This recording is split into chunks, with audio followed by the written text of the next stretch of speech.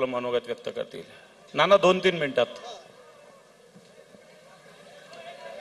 आजच्या या खंबाळा मोर्चाच्या नेतृत्व करण्यासाठी आलेले उद्धव साहेब, आदित्य साहेब, व्यासपीठावर बसलेले सर्व मान्यवर, समोर आलेले सर्व पदाधिकारी, शेतकरी बंधू आणि भगिनींनो, आज या खंबाळा मोर्चासाठी अनेक शेतकरी या मोर्चामध्ये सहभागी झालेले आहे. या सहभागी होण्यामागे एकच कारण आहे की या गेल्या मे महिन्यापासून तर आतापर्यंत 5 महिने सतत अतिवृष्टी होत आहे आणि मागच्या महिन्यात ढगफुटी होऊन अतिवृष्टी होऊन शेतकऱ्याचे पूर्ण माल खराब झालेले, शेतकऱ्यांचे घर वाहून गेलेले, शेतकऱ्यांचे जनावर वाहून गेलेले. या संभाजीनगर तालुक्यामध्ये संभाजी तालुका, पैठण, सिल्लोड, वैजापूर यामध्ये सर्व शेतकऱ्यांचे पाणी साचून माल खराब झालेला आहे. आणि उद्धव साहेबांनी त्यावेळेस पाहणी केलेली, त्यावेळेस शेतकऱ्यांना वचन दिलं, जोपर्यंत माझ्या शेतकऱ्याला नुकसान भरपाई मिळत नाही, कर्जमाफी पूर्ण होत नाही, तोपर्यंत मी मागे हटणार नाही, शेतकऱ्याच्या बरोबर राहील. म्हणून आज हजारोच्या संख्येने शेतकरी या मोर्चामध्ये सहभागी झालेले आहे. साहेब, आपल्याला माहित असेल, आपण मुख्यमंत्री असताना शेतकऱ्याचे 2 लाख रुपये बिना अटी शर्तीवर माफ केले. माननीय बाळासाहेब ठाकरे ज्यावेळेस 95 मध्ये सरकार आपलं यायचं होतं, त्यावेळेस त्यांनी सांगितलं सर्व शेतकऱ्यांचे बिल माफ करा. आणि त्यावेळेस माननीय विलासराव देशमुख यांनी बाळासाहेबांची हीच घेऊन सनी आणि शेतकऱ्यांच्या वेळेस माननीय विलासराव देशमुख यांनी बाळासाहेबांची हीच घेऊन सनी आणि शेतकऱ्यांचे वीज बिल माफ केलं. आपलंच घेतलं त्यांनी सगळं. म्हणून जेव्हापासून आम्ही पाहतो बाळासाहेब ठाकरे असतील, उद्धव ठाकरे साहेब असतील, आदित्य ठाकरे साहेब असतील, आमचे चंद्रकांत खैरे असतील, अंबादास दानवे असतील, जेव्हा जेव्हा शेतकऱ्यावर काही आघात झाला, अतिवृष्टी झाली, दुष्काळ झाला, काही संकट आलं, तर शेतकऱ्याच्या पाठीमागे ते खंबीरपणे उभे राहिले. म्हणून आज शेतकरी उद्धव साहेब तुम्हाला सांगू इच्छितो, सर्व महाराष्ट्रातील शेतकरी, मराठवाड्यातील शेतकरी तुमच्याकडे एक आशाने पाहत आहे.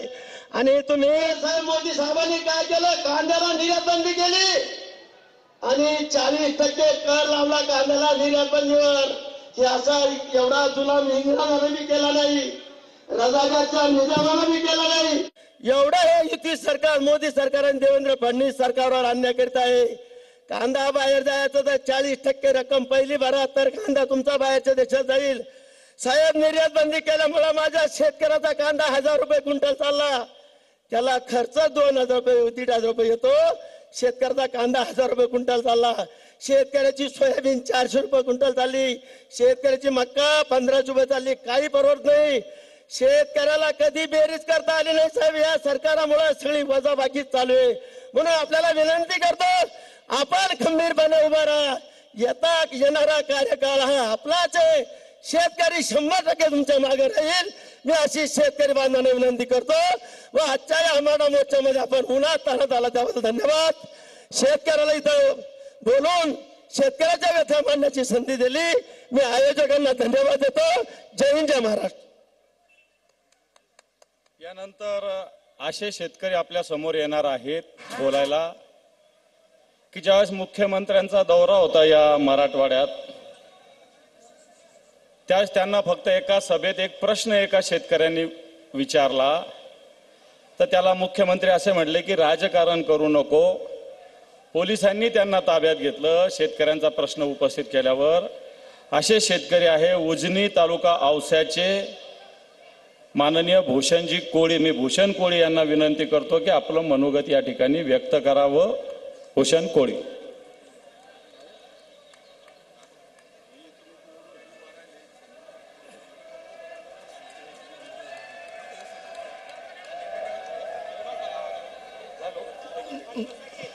जरा मीडियाच्या लोकांनी कॅमेरा सेट करून खाली बसला 2 मिनिटं तर बरं होईल.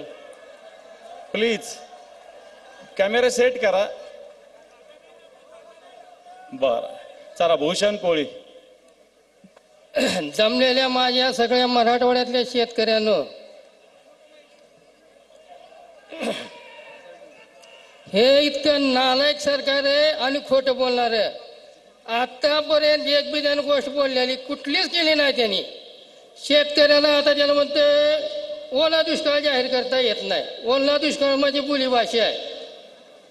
आणि पाणी जर करायला आले गावोगावाला येतात पण रोडच्या खाली सुद्धा उतरत नाहीत. त्यांना काय समजतंय शेतामध्ये काय चाललंय, काय नुकसान झालंय काय माहितीये. पीक तर वाहून गेलंय, पण शेत सुद्धा वाहून गेलंय. आता काय बघायला येणार आहे साहेब? पंचनामा करायला सुद्धा कोण येत नाही. आम्ही परवा तलाट्याला सांगितलं की पंचनामा करा. ते म्हणले आमच्याकडे कसला GR आला नाही, काय आलं नाही, फक्त मुख्यमंत्र्यांनी जाहीर केलंय, आमच्याकडे अजून काही आलं नाही. मग हे इतकं खोटं आणि त्याच्यामुळं इथून पुढे आता ही जी गर्दी आहे फक्त इथे संभाजीनगरची आहे साहेब. इथून पुढे जर मोर्चा न्यायचा असेल मंत्रालयामध्ये सगळ्या शेतकऱ्याचा मोर्चा घेऊन जाऊ आणि मंत्रालय ह्यांचं बंद पाडू आपण सगळे शेतकरी मिळून. मालाला भाव नाही, अनुदान नाही, हेक्टरी 50,000 रुपये ह्यांना द्यावेच लागतील. शेतभराचा 7-12 कोरा ह्यांना करावाच लागेल. आणि इथून पुढे सगळेजण एकत्र राहून त्यांना फक्त प्रश्न केला की साहेब हेक्टरी किती देणार आहोत, जाहीर करा माझ्या सगळ्याच्या समोर.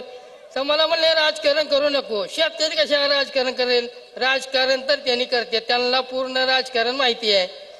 चालतंय, आपल्याला साहेबाला बी ऐकायचंय. थोडंच बोलतो. जय हिंद, जय महाराष्ट्र.